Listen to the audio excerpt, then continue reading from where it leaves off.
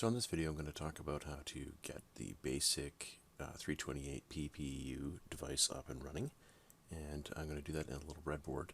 And I've sort of got the parts here. There's the little tiny breadboard I'm going to use. I'm going to be using the AVR ISP Mark II device to program the board, and I've got various components here, including a regulator, which is not my first choice, but if you have one, this is a quick and easy way to get us from 9 volts if we're going to use a battery, like I've got here, and a little battery clip to get this to have 5 volts power.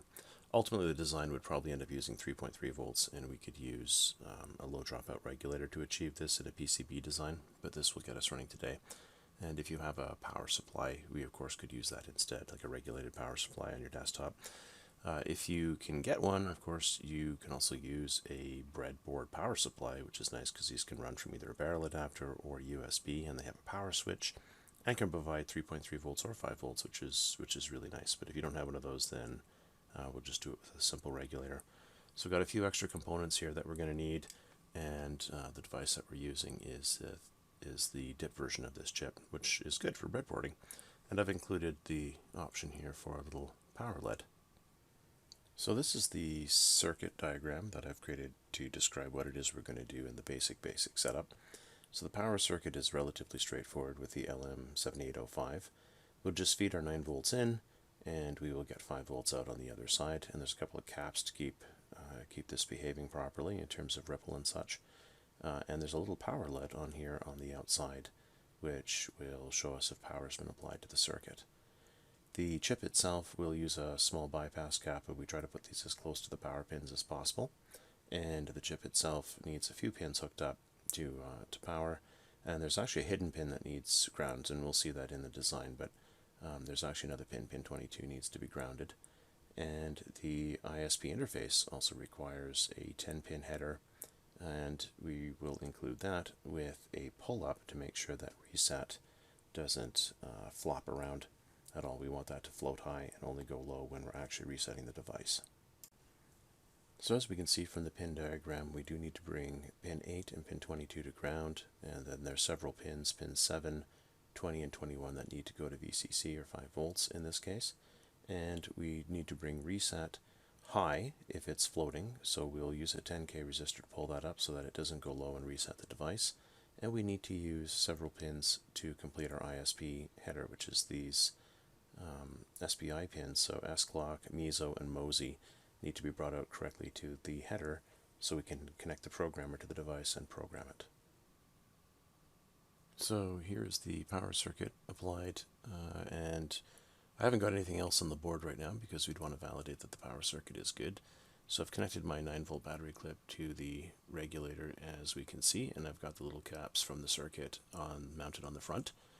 So the center pin is actually ground, so the polarity of these caps has to be observed, so make sure that you put them in the correct orientation.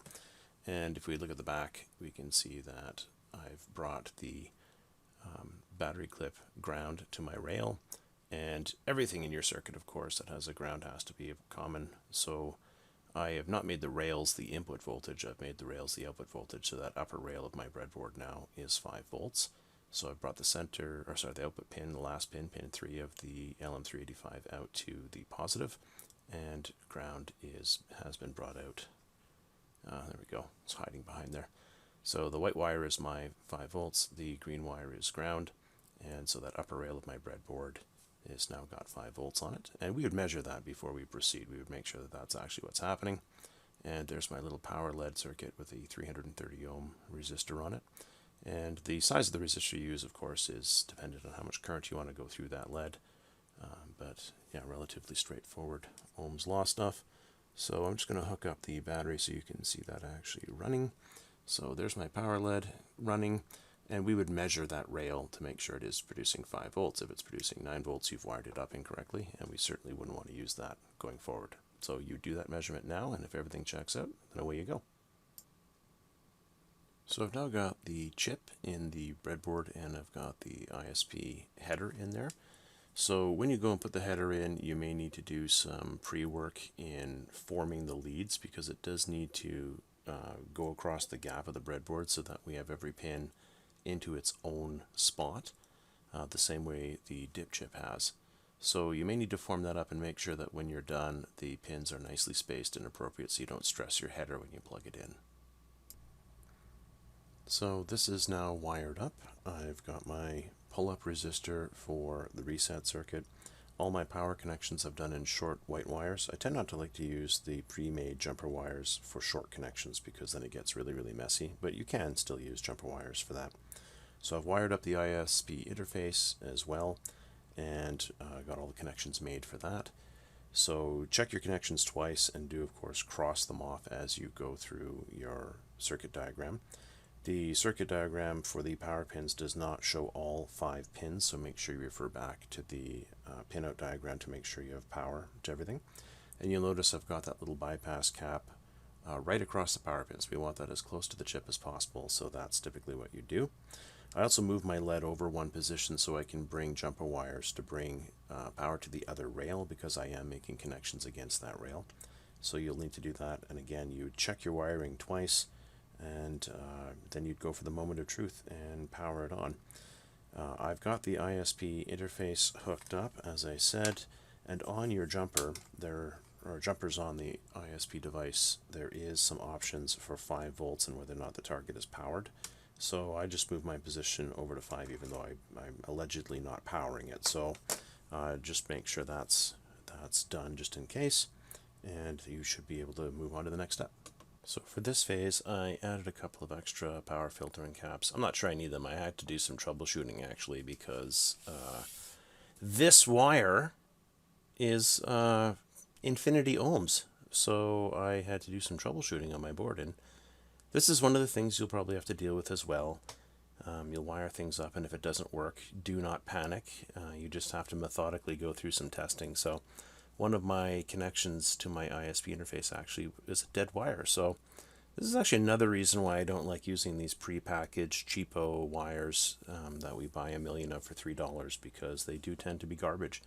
So I found one that was garbage. It actually didn't work. So I just pulled the wires out, tested them for continuity, and found out that that one was bad. So if you do ever find anything like that that's sketchy, just like I say, methodically test things, rule out stuff that should be working, and away you go. So I've got my ISP interface cable plugged in now to my header.